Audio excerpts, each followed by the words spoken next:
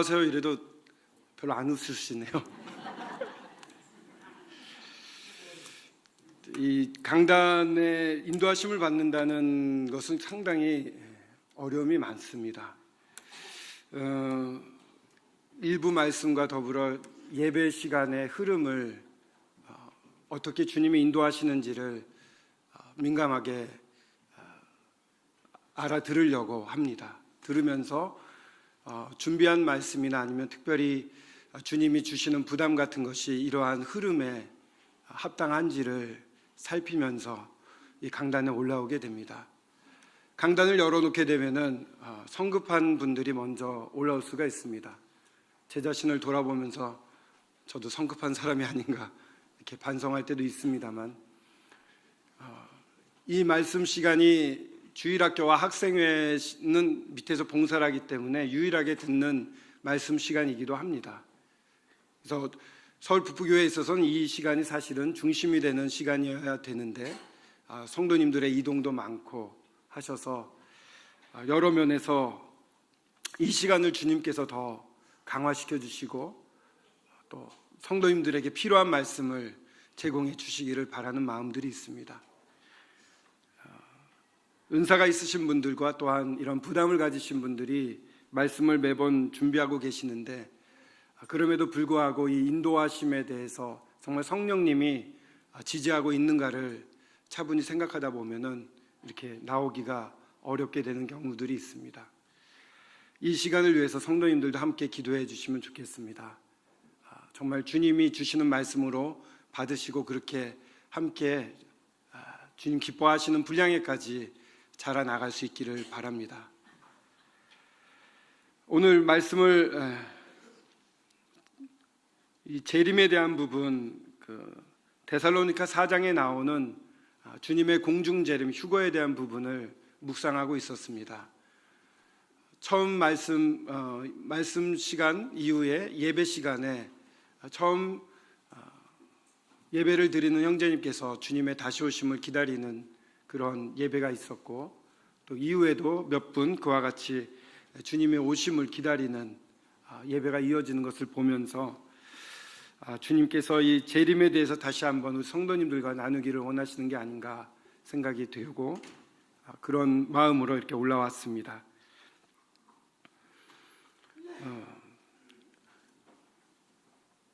형제님들이나 자매님들이 대개 귀가하실 때 어떻게 하시면서 귀가를 하십니까? 문자를 보내서 내가 조금 있으면 집에 간다 이렇게 형제님들 같은 경우에는 아내분들한테 연락을 하십니까? 아니면은 그냥 갑자기 들어닥치십니까? 갑자기 들어닥치십니까? 예. 그러면 대부분 아파트 같은 경우에는 문이 잠겨 있죠. 예. 저도 갑자기 들이닥칠 때는 문을 열어서 덜컥덜컥 하면은 문이 망가진다고 혼납니다만 매번 그게 습관이 되어서 문을 잡아당깁니다. 그래서 도착하기 한 10분 전쯤에 도착하기 전에 이제 문자를 보냅니다. 이제 좀 있으면 도착합니다. 밥을 안 먹었습니다. 이렇게 보냅니다. 그러면은 이제 집에 들어가면은 연락하고 간 때는 아내가 당연히 신경을 쓰겠죠. 그래서 문을 따놓습니다. 그리고 마루 불을 켜놓고 환하게 해놓고 저를 기다려줍니다.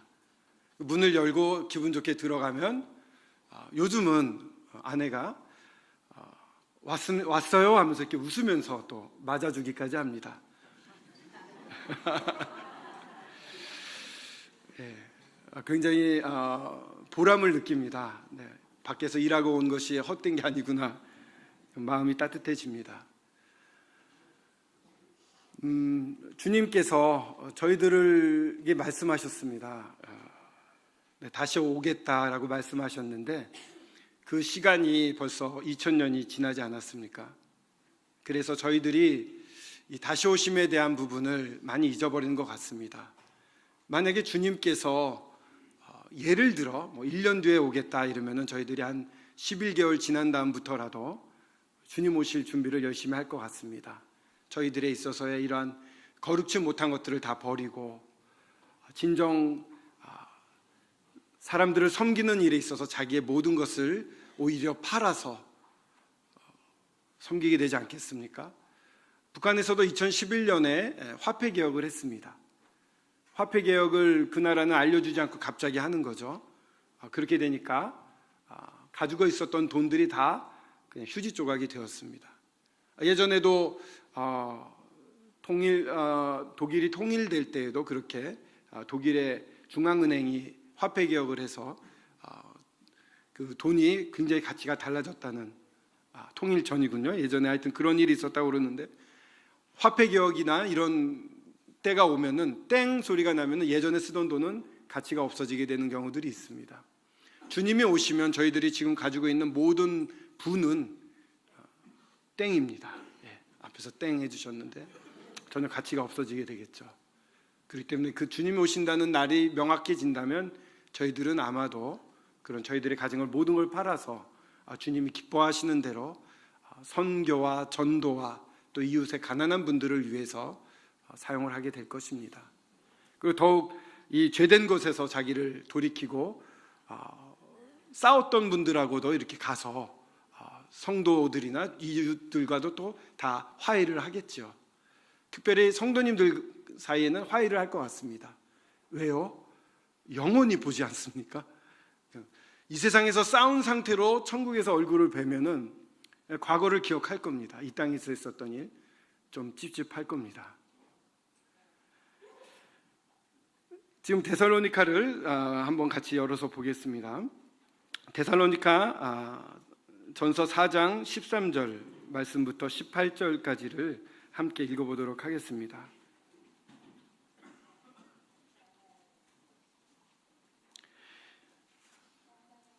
형제들아, 찾으셨으면 읽겠습니다. 한번 교독을 할까요? 제가 읽고 성도님들이 읽어주시기 바랍니다.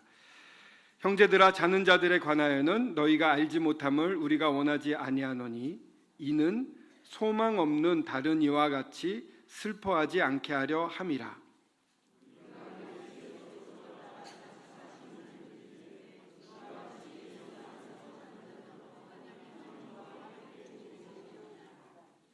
우리가 주의 말씀으로 너희에게 이것을 말하노니 주께서 강림하실 때까지 우리 살아남은 자도 자는 자보다 결코 앞서지 못하리라.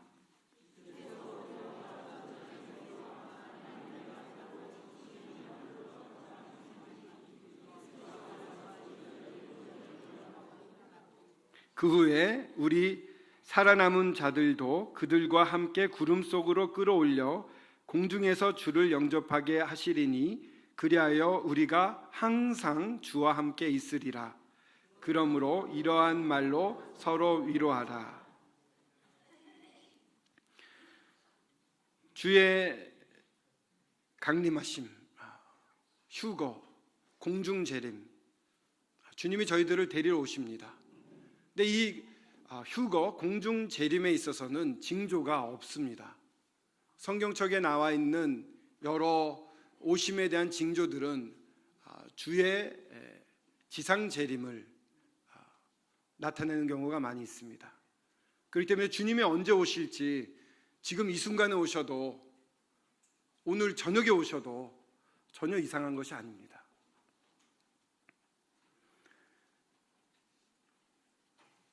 이 지상 재림에게 예비되어 있는 많은 예언들 중에 그 모양들이 엇비슷하게 닮아가던 때가 있었는데 지금은 굉장히 그것이 급작스럽게 바뀌고 있다고 말씀을 드렸습니다. 지난번에도 말씀드렸습니다만 에스겔서 38, 39장에 나오는 그러한 예언들, 이 유럽에서 일어나는 러시아의 확장으로 말미암아 이슬람권과 러시아가 하나 되어서 점점 세력을 키워가는 일들, 또 동방에서 많은 군대가 온다고 그랬는데 동방이라고 한다면 이 중국 쪽을 말하겠죠. 중국이 엄청난 속도로 힘을 늘리고 있습니다. 미국에 비하면 군사력이 아직도 10분의 1이라든가 훨씬 적다고는 합니다만, 그러나 이 주변 지역에서 엄청난 힘을 발휘하고 있습니다. 그 힘에 뒷받침이 되는 것은 무엇이냐면은 돈입니다. 미국에서 동남아를 돕는다고 그러면은 정부의 예산이 정해져 있고 의회에서 그것을 승인을 받아서 해야 됩니다. 그렇기 때문에 정해진 예산을 살려면 얼마 안 돼, 조금밖에 줄 수가 없습니다. 근데 공산당이 있는 중국 같은 경우에는 그 재정을 정부 예산으로 하지 않고 공산당이 가지고 있는 재산으로 합니다. 공산당은 3분의 2 이상의 국영기업을 소유하고 있습니다. 지금 엄청난 이득을 중국이 얻고 있지 않습니까? 그게 전부 당으로 들어온 겁니다. 그러니까 시진핑 주석이 마치 쌈짓돈 쓰듯이 이 공산당의 돈을 막 쓸 수가 있는 것입니다. 얼마 전에 방글라데시에 가서 250억 달러를 지원한다고 약속을 했습니다. 이 빈국인 방글라데시에게는 엄청난 희소식인 것입니다.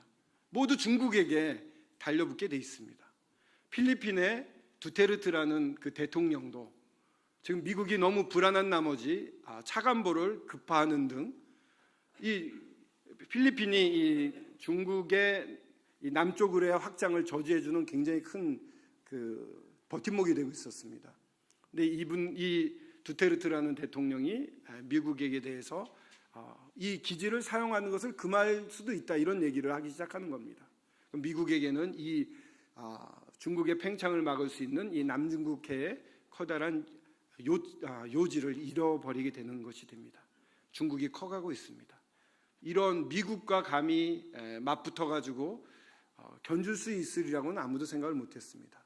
냉전 시대가 끝나면서 소련이 해체되고 완전히 미국이 독주하는 이 세계 체제가 되었고, 미국이 물론 국가 이익도 있겠습니다만은 이 희생 정신, 세상의 정의를 지킨다라고 하는 경찰과 같은 역할을 계속 해왔는데, 오바마 정권 8년 동안에 그러한 경찰 노릇을 점점 안 하겠다고 선포를 했고, 그렇기 때문에 중국과 러시아가 마음 놓고 팽창할 수 있는 근거를 마련해 주고 있습니다. 이제 미국 대통령 선거가 얼마 남지 않았기 때문에 저희들은 더 긴장을 하고 보고 있습니다. 한국의 방위를 스스로 책임지라는 후보도 있습니다. 그분은 미국이 먼저 잘 살아야 된다, 미국 우선주의가 되기 때문에 지금과 같은 그러한 세계를 돕고자 하는 면에서 점점 약해질 수가 있습니다. 고립주의, 폐쇄주의로 가는 상황입니다. 만약에 그런 상황이 되어 간다고 한다면 한국이나 이쪽 지정학적인 부분에서는 상당히 위협을 더 안게 됩니다. 중국의 팽창을 막기가 더욱 어려워질 것입니다. 경제적으로는 저희들이 의존하고 있습니다만 안보적인 면에서 중국은 저희들과 전혀 체제가 다르고 사상이 다른, 문화가 다른 그런 나라입니다. 저희들을 수용할 수 없는 나라이기 때문에 그 중국에 대한 두려움은 날로 커질 수가 있습니다. 그 중국이 이렇게 커가는 상황도 유례 없이 있었던 일이고, 미국이 이렇게 힘이 약화되고 외국에 신경을 쓰지 않는 때도 없었던 것입니다. 성경에서 말하는 이 지상재림의 날이, 징조들이 하나둘 늘어나고 있습니다. 우리나라만 보더라도 경주에 그 지진이 그렇게 많이 생길 줄을 누가 알았습니까? 저희들의 그 원자력 발전소가 그런 활단층 위에 올려져 있다는 사실은 지을 때부터 알았다는 그러한 보고들이 많이 있습니다. 굉장히 위험한 시기를 저희들이 살고 있습니다. 북한의 미사일이 두렵습니다만 사실은 비행기에 싣고 오면은 금방 한국을 공격할 수 있는 그 정도의 능력은 있습니다. 이런 생각지도 않았던 큰 일들이 정말 바로 오늘이나 내일 일어나도 이상하지 않을 그런 시기가 되었습니다. 그렇기 때문에 주님의 오심은 더더욱 가까워졌다는 것은 저희들이 알 수가 있습니다. 이 당시에 이 데살로니가 전서는 바울이 쓴 서신서 중에 초기에 쓰여진 서신서입니다. 초기에 성도들이 많이 관심을 갖고 있던 부분들을 우리가 알 수가 있는데, 이 성도들은 데살로니가가 헬라권에 있었기 때문에, 그리스 문화권에 있었기 때문에 그리스 철학에서 가르치는 그러한 사후세계를 믿고 있었습니다. 그러다가 주님을 믿고 이제는 주님 앞에 나와왔는데, 그 당시에 헬라인들이 생각했던 이 사후세계는 타르타로스라든가 아니면은 에레보스라고 불리우는 이러한 지옥 같은 개념이 있었습니다. 사람이 죽으면 영혼은 옥에 갇힌다라고 생각을 하고 있었던 것입니다. 타르타로스라는 것은 이 하데스, 지옥보다 더 밑에 있어서 죄를 지은 사람들이 가는 곳인데 참혹한 형벌과 함께 영원히 못 나온다고 알고 있었습니다. 또한 에르보스라는 것도 죄가 없는 사람이 들어가지만, 정죄되지 않는 사람이 들어가지만, 그러나 그것도 영원히 갇혀서 이 지하에 있고 나오지 못하는 곳이다, 이렇게 가르쳤습니다. 또한 영혼은 비물질적인 거기 때문에 이 비물질화돼서 끝나버린다라고도 가르쳤습니다. 그러니까 이 헬라인들에게 있어서는 이 신과 관계가 있는 특별한 몇몇 사람들만 극락에 가고 좋은 곳에 가지, 나머지는 전부 깜깜한 사후세계가 기다리고 있었던 것입니다. 그런 가운데 이제 정말 이 성도들이 주님을 영접하고 하나님을 믿었습니다. 그리고 바울이 그 자리에서 가르칠 동안에 많은 것을 가르쳤을 것입니다. 그러나 여전히 이 가르침은 반복되어야 된다고 생각이 되는데, 이 바울이 떠난 다음에 이들 가운데는 소란이 일어나고 있었습니다. 이 죽은 자들이 과연 어떻게 될 것인가, 내가 사랑했던 사람이 죽으면 어떻게 될 것인가에 대해서 대단히 걱정을 하는 것입니다. 이렇게 앞에 서서 이 앞쪽을 보면 이렇게 떠오르는 분이 한 분 계십니다. 우리 이상도 형제님. 형제님의 그 독특한 찬송 목소리와 독특한 또 예배, 이런 부분들이 지금은 많이 생각이 납니다. 제가 돌아가신 분을 생각하면서 정말 하늘이 코앞까지 왔다고 느꼈던 분은 예전에도 말씀드린 적이 있지만 일본에 있는 그 오카모토 자매님입니다. 그 자매님은 일본 사람 같지가 않았어요. 오사카 사람이라서 그런지 모르겠지만 저한테 갑자기 이제 그 3개월 동안 제가 일본에서 연수를 받지 않았습니까? 모임을 다녔는데 첫 모임이 그 오카모토 형제님 계신 모임이었어요. 첫날 수요일 날 간증민 말씀을 전하고 차를 타고 오는데 갑자기 그 자매님이 저를 보면서 황웅재 형제님 발음 좀 해보세요. 시젠 해보세요. 시젠. 그러니까 일본 발음이 어려워요, 사실은. 시젠 이러면은 자연이란 뜻인데요. 시젠 이러면은 유치원생 발음이거든요. 제가 유치원 같은 발음을 하는 거예요. 시젠. 제가 말입니다. 뭐 이런 식으로 말씀을 전했다는 거예요. 그러니까 모든 단어가 안 그런데 한 단어에서 유독 그렇게 발음이 안 되는 부분이 있었는데 그것을 지적하시면서 황 형제님, 그렇게 말씀을 전하면은 안 됩니다. 앞으로 여러 모임을 다닐 텐데 그러면 안 됩니다. 이러고 갑자기 쏘아 붙이는 거예요. 한국 선생님들도 그렇게는 안 하시거든요. 근데 일본 자매님, 일본 사람들은 네, 뭐 이런 줄 알았는데 쏘아 붙였습니다. 근데 그 자매님은 이 형제님, 이 성도를 끝까지 돌볼 마음이 있고 정말 목숨을 다해 섬길 마음이 있을 때 그와 같이 아주 가깝게 다가와서 도와주시는 분이셨어요. 그러니까 제가 일본에 갈 때마다 제가 좋아하는 음식을 이렇게 쌓아주셨습니다. 이렇게 수제빵 비싼 거 사오시고 맛있는 커피, 인류 사오시고, 주로 먹는 얘기만 하고 있습니다만 저에게 영적으로나 필요한 부분, 저의 모든 이러한 고민 이런 것도 다 들어주시고, 안 그래도 그 모임에서 그 자매님이 모든 성도님들의 고민을 듣는 분이시라고 했습니다. 갈 때마다 그 자매님을 뵈면은 정말 주님이 어떤 분인지를 더 배울 수 있었고, 그 삶 자체가 주님 복음을 전하는데 모든 게 맞춰져 있어서 유료 양로원이었기 때문에 복음을 전할 수 없습니다만 거기서 그 일을 하시면서 조용조용 복음을 전하고 테이프를 주고, 부모들 그 보호자들로부터 항의를 받다 하더라도 또 뭐 심할서를 쓴다 하더라도 또 필요한 분에게는 복음을 전하는. 그래서 돌아가실 때 암으로 돌아가셨는데 돌아가실 때에도 마지막까지 친구들한테 편지를 일일이 쓰는 거예요. 자기 장례식 때 올 친구들에게 편지를 쓰는 겁니다. 그리고 성도들에게는 그렇게 신경을 안 썼는데 이미 주님을 믿고 주님이 도와주시니까 괜찮다. 그러니까 자녀들에게도 신경을 별로 안 썼어요. 남편에게도 신경을 별로 안 쓰고 그날 올 그 친구들, 그리고 간호사들이나 의사들이 많이 그 병실에 와요. 의사는 와서 신기한 거예요. 이제 췌장암 말기로 거의 돌아가시기 직전이 됐는데도 늘 밝은 겁니다. 그러니까 쿠사리를 들은 이렇게 나무람을 들은 간호사들이 그 방에 와서 교제하면서 이렇게 힘을 얻고 고맙습니다 하고 가는 거예요. 죽을 때까지 주님을 나타내는데 모든 걸 드렸던 자매님이시거든요. 돌아가시기 한 달 전에 제가 병문안을 갔는데 너무 교제가 좋고 너무 계속 있고 싶어서 비행기 시간을 놓칠 아주 아슬아슬한 시간까지 안 가고 있었더니 자매님이 막 화를 내시더라고요. 황 형제 뭐 하냐고, 정신 차리라고, 빨리 가! 이래서 네 이러고서 자매님한테 혼난 게 마지막 만남이었습니다만, 그렇게 온 몸을 다해서 주님을 드러내던 그런 자매님이셨거든요. 그러니까 일본 모임에 가면은 장례식을 서구식으로 합니다. 시신을 그 냉장을 어떻게 잘 하나 봅니다. 이렇게 예배당에 사흘 동안 모셔둬요, 그냥. 그래서 식을 할 때마다 관을 열어가지고 얼굴을 보게 해줍니다. 예전에 봤던 그 자매님이 그냥 잠들어 있어요.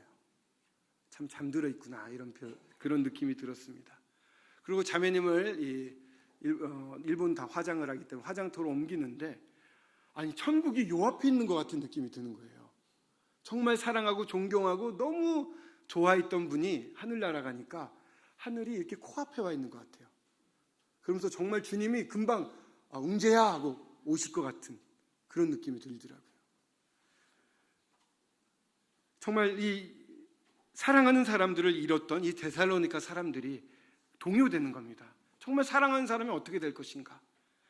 바울 형제님을 통해서 이 다시 오심에 대한 얘기를 들었는데 흔들리고 있었죠. 그래서 형제들아, 자는 자들에 관하여 너희가 알지 못함을 우리가 원하지 아니하노니 라고 얘기를 합니다. 뭐뭐에 대해서 알지 못함을 우리가 원하지 아니한다라는 표현을 바울이 몇 번 씁니다. 서신에서 몇 번 쓰는데 굉장히 중요한 부분에서 사용을 합니다. 강조하고 있는 장면이죠. 정말 애타는 마음으로 강조를 하고 있습니다.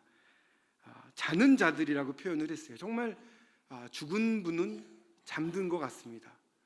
창세기 46장인가요? 내가 열조와 같이 눕겠다라고 구약에서부터 죽는 것을 잔다는 표현으로 써기 시작했습니다. 그렇기 때문에 여기서 말하는 것은 잔다고 하는 것은 죽은 것을 의미하고, 죽었다고 하는 것은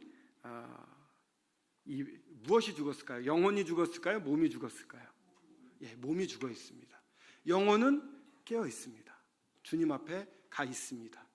계시록에 보게 되면은 순교를 당했던 영혼들이 제단 밑에 있습니다. 그들이 울부짖는 장면이 나옵니다. 주님 앞에서 울부짖는 것입니다.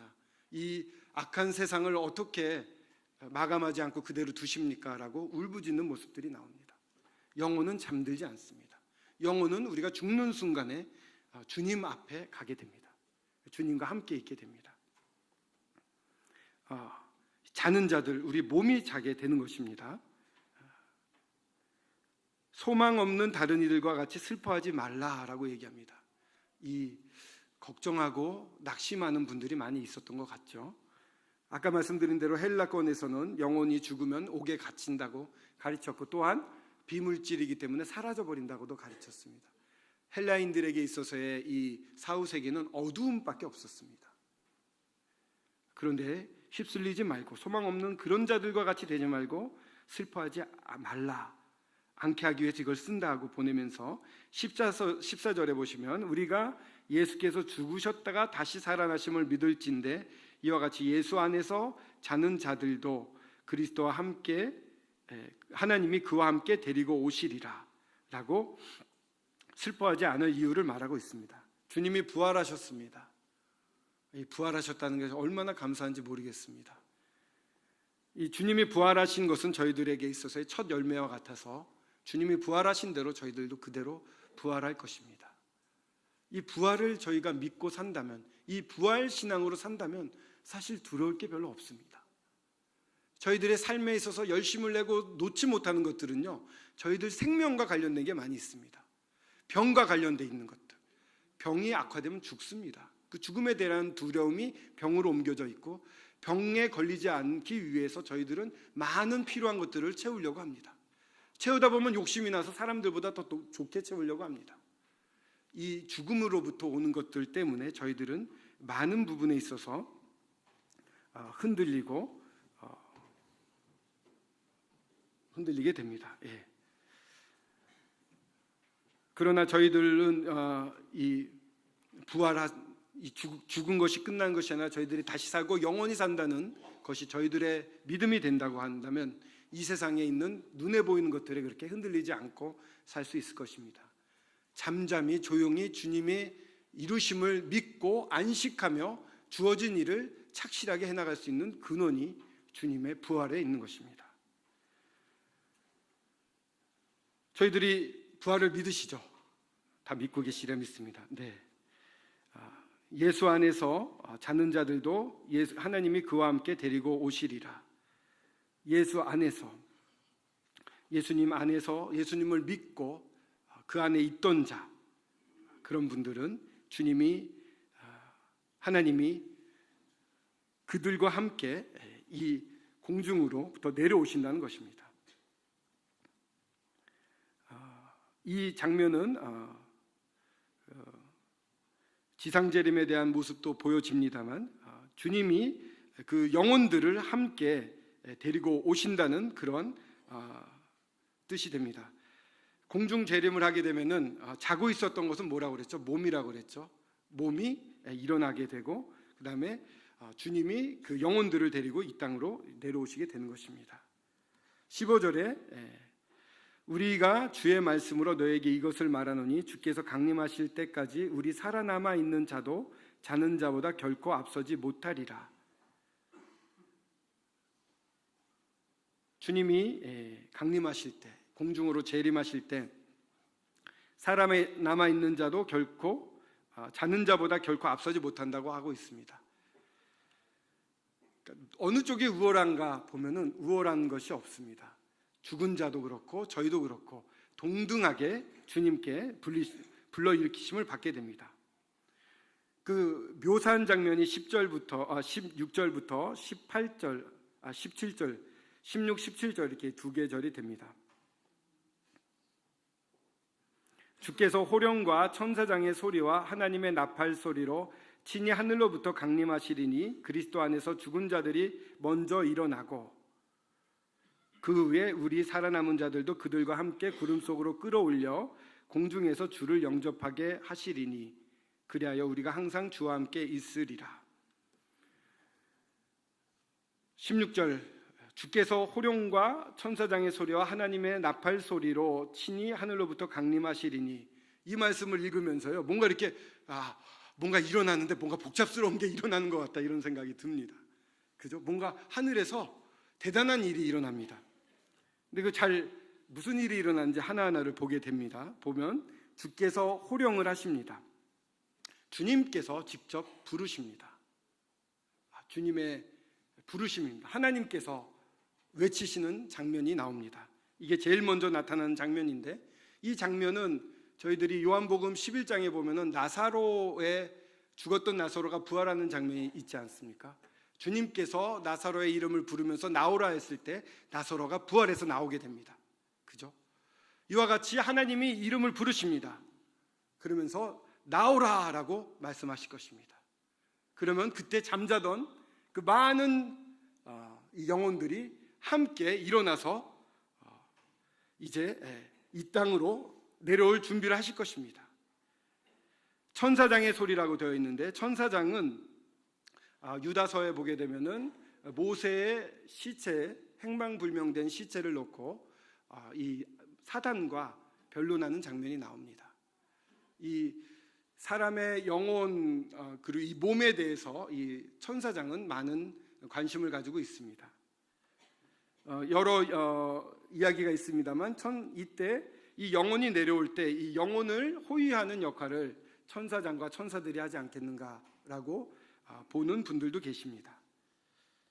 천사장의 소리를 통해서 천사들이 모여지며 이 영혼이 내려올 준비를 돕고 있는 것을 생각해 볼 수가 있습니다. 그리고 하나님의 나팔 소리가 불러일으켜집니다. 하나님의 나팔 소리를 들으면 무엇이 생각납니까? 출애굽을 한 이스라엘의 민족이 생각납니다. 이스라엘 민족이 이 광야에서 낮에는 구름 기둥으로 보호함을 받고, 이 구름 기둥이 떠오르면은 그제서야 구름이 이제 떠오르게 되면은 이동을 하지 않습니까? 이동할 때 쓰던 것이 무엇입니까? 은나팔이었습니다. 은을 망치로 두들깁니다. 막 두들겨 가지고, 참 제주도 좋죠. 나팔을 큰 걸 만듭니다.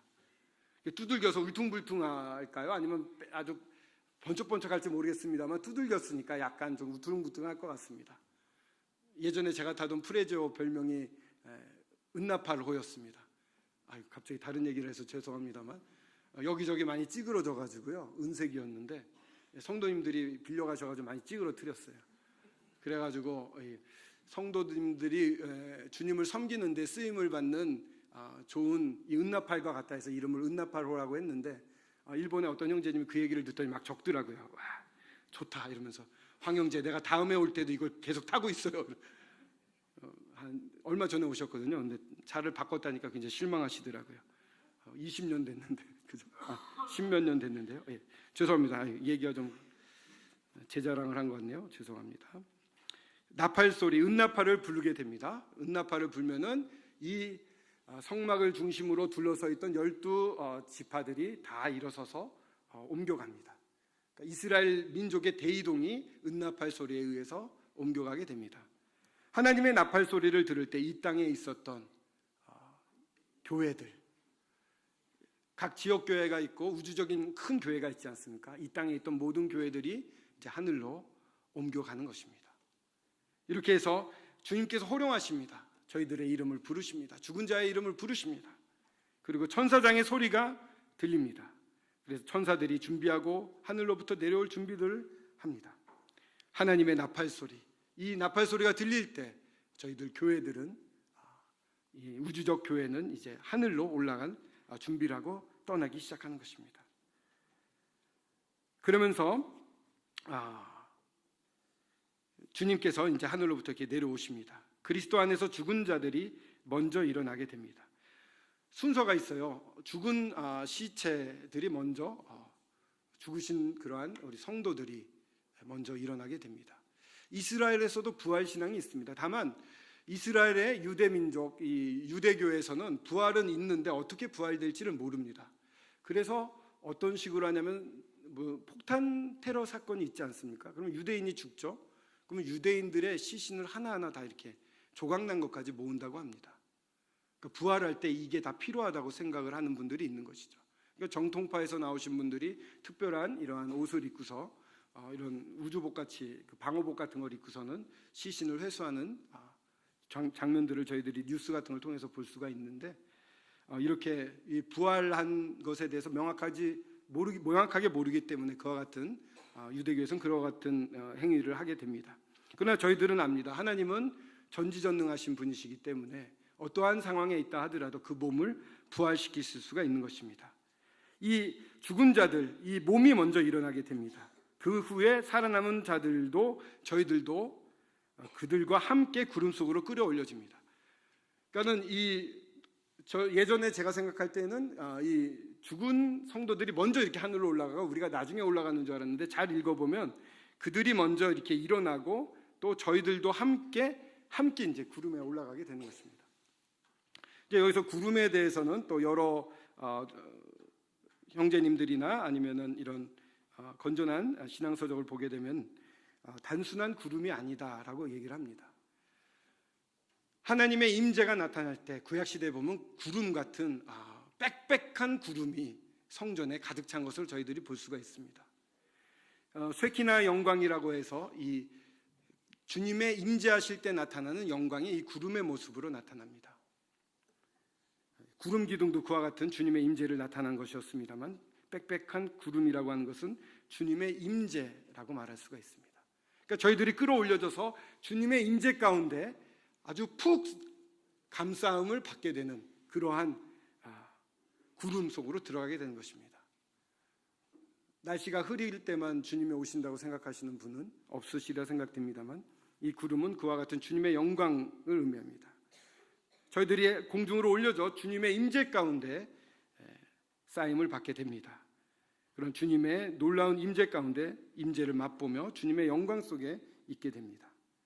공중에서 주를 영접하게 하리니라고 되어 있는데, 이 공중이라고 일부러 말씀하신 이유는 무엇일까요? 천국에서 만난다고 해도 될 테고 하늘에서 만난다고 해도 될 텐데 공중에서 만난다고 되어 있습니다. 이 공중은 에베소서 2장에 나와 있는 것처럼 공중에 권세 잡은 자들이 있습니다. 누굽니까? 사탄입니다.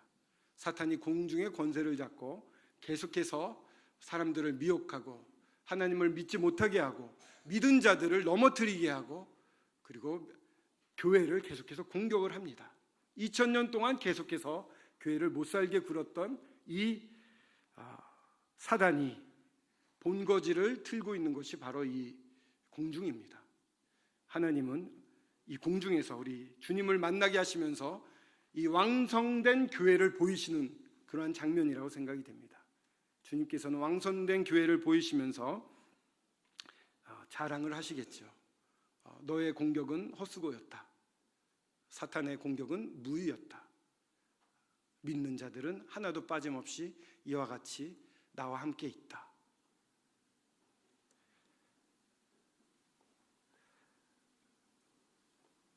정말 저희들이 주님과 함께 이 자리에서 사탄 앞에서 저희 완성된 교회의 모습을 보며 기뻐하게 될 것을 고대하고 있습니다. 이때는 이제 주님을 영접할 때 저희들의 몸이 변해되어서 영화로운 몸을 입게 됩니다. 마지막 나팔 소리와 함께 몸이 변화가 된다고 고린도전서에 나와 있듯이 저희들의 몸이 영화로운 몸으로 변화되어 이때 영혼과 합체가 되는 장면이 이 공중에서 구름 속에 끌어올려 공중에서 주를 영접할 때 저희들의 영화로운 몸과 저희들의 영혼이 이제 하나가 될 것입니다. 죽은 자들은 그렇게 되고 저희들은 영화로운 몸을 입고 주님을 뵙게 될 것입니다. 그래서 우리가 항상 주와 함께 있게 됩니다. 주와 함께 있다는 것은 7년 이제 주님을 만나게 되면 그리스도의 심판대가 있고 7년 동안 하늘나라의 혼인 예식이 있습니다. 주님과 7년 동안 결혼식을 갖게 됩니다. 놀라운 아름다운 장면이 펼쳐질 것입니다. 그 7년 동안 이 땅에서는 7년 대환란이 시작이 될 것입니다. 7년 동안 주님과 함께 있습니다. 그리고 7년이 끝난 다음에 지상재림할 때 저희들은 주님과 함께 내려옵니다. 또한 천년 왕국 동안 주님이 이 땅을 다스릴 때 저희들은 주님과 함께 이 땅을 함께 다스리게 됩니다. 이 땅에서 이스라엘의 왕국이 펼쳐질 천년 동안 저희들은 하나님과 함께 주님의 정말 전령과 같이 주님의 대사와 같이 이 하늘과 땅을 연결하는 역할을 하지 않을까 생각해 보게 됩니다. 그 이후에 새 하늘과 새 땅이 도래했을 때도 저희들은 주님과 함께 섬기며 주님을 섬기며 주님과 함께 영원히 있게 됩니다. 이 주님과 함께 있는 이 모습이 저희들의 진짜 모습입니다. 7년 동안 생각을 해봅니다. 하나님과의 이 혼인 예식이 펼쳐지는 이 아름다운 모습을 보게 됩니다. 그러면서요, 저는 이런 생각을 해봅니다. 지금 살 때 주님과 이렇게 대면은 못하지만 대면하듯이 주님과 교제를 하지 않으십니까? 말씀을 읽으시면서 오늘 이 말씀을 통해서 저한테 이런 얘기를 해주시는구나 하고 확신을 갖고 그 말씀하신 대로 행동을 합니다. 그럼 길이 쫙 열리는 것처럼 베드로가 물을 한 발짝 밟았을 때 그 위를 걸을 수 있었던 것처럼 요단강 강물을 밟았을 때 강물이 쫙 열린 것처럼 놀랍게 주님이 기뻐하시는 일들이 성취되어 가는 것을 보게 됩니다. 얼마 전에 지방에 출장을 갔다가 차를 타고 올라오는데 일본인 기자랑 같이 탔습니다. 뭔가 복음을 전하고 싶은데 먼저 얘기하면 싫어할 것 같아서 고민을 하고 있었어요. 그랬더니 요즘 그 여호와의 증인이 병역 의무를 하지 않는 것에 대해서 헌법재판소에서 이제 판결을 내리고 그러지 않습니까? 그분이 여호와의 증인에 대해서 궁금했던 거예요. 그러니까 저한테 물어왔어요. 여호와의 증인이 무엇이냐? 기독교와 뭐가 다르냐? 아이고 잘됐다. 그래서 삼위일체 하나님과 예수님의 역할과 죄의 문제와 이런 얘기를 쭉 했습니다. 그분이 질문했으니까 끝까지 들어야겠죠. 그래서 일단은 복음을 전할 수가 있었습니다. 그렇게 기도하면서 두려워하지 말라는 주님의 말씀을 주시고 그 말씀을 붙잡고 나아가면 정말 이런 교제를 할 때 어려운 부분이 있었는데 정말 사람을 두려워하지 않고 주님을 바라보고 갔을 때 그 기쁨과 즐거움이 넘치는 이사야서 42장에 나와 있는 그러한 일들을 경험하고 주님이 주신 말씀을 의지하고 나아가면은 그러한 일들이 열리는 걸 보게 됩니다. 살아계신 주님을 그렇게 저희들이 경험하는 거 아니겠습니까? 저희들이 상상하는 하나님이 아닙니다.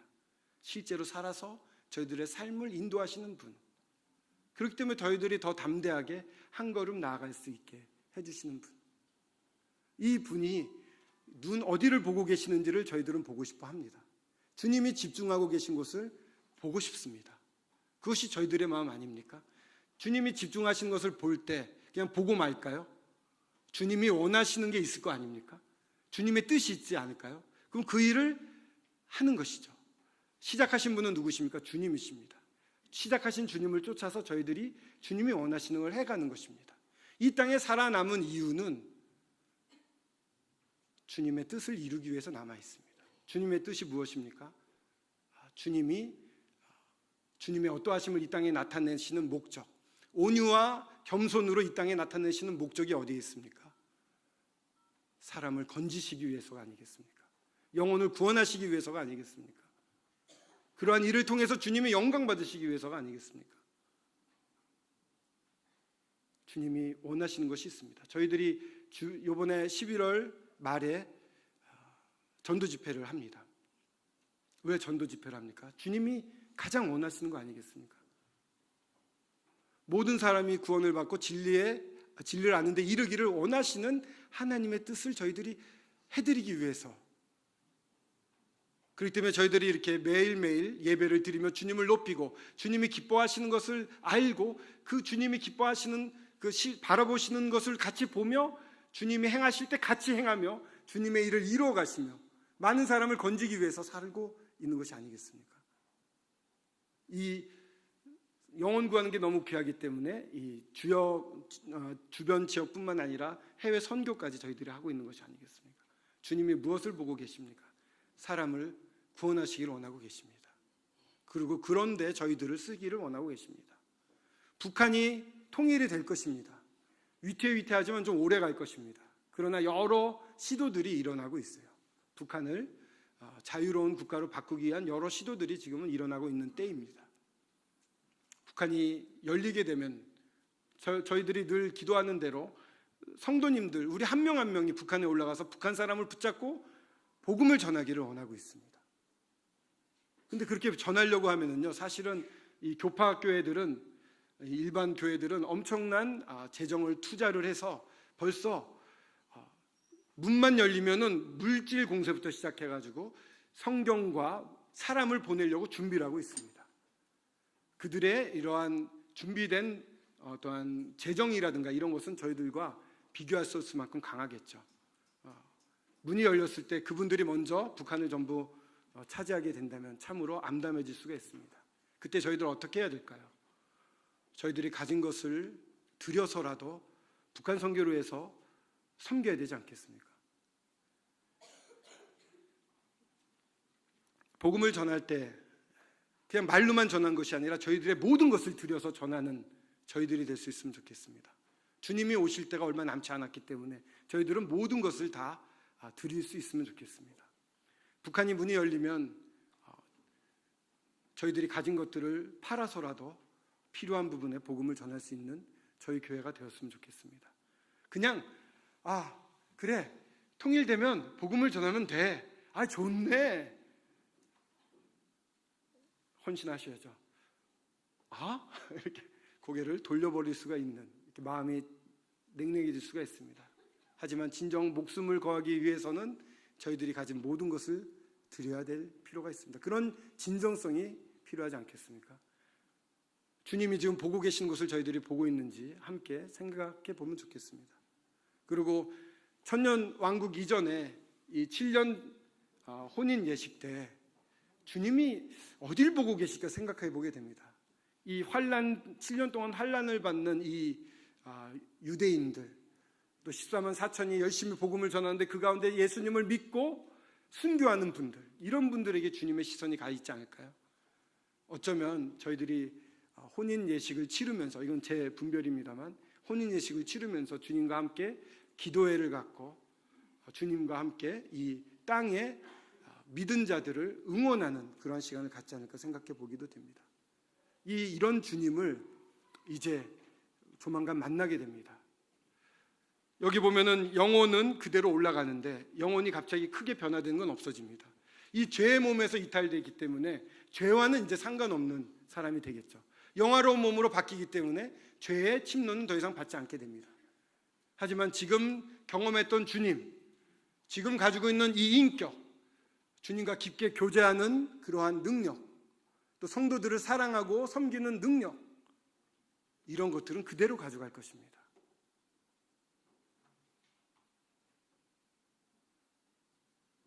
죄와는 상관없습니다만 지금의 이 인격과 지금 주님을 아는 이 알아가는 이 깊이, 그대로 가져갈 것입니다. 그리스도의 심판대에서 정말 상을 받겠죠.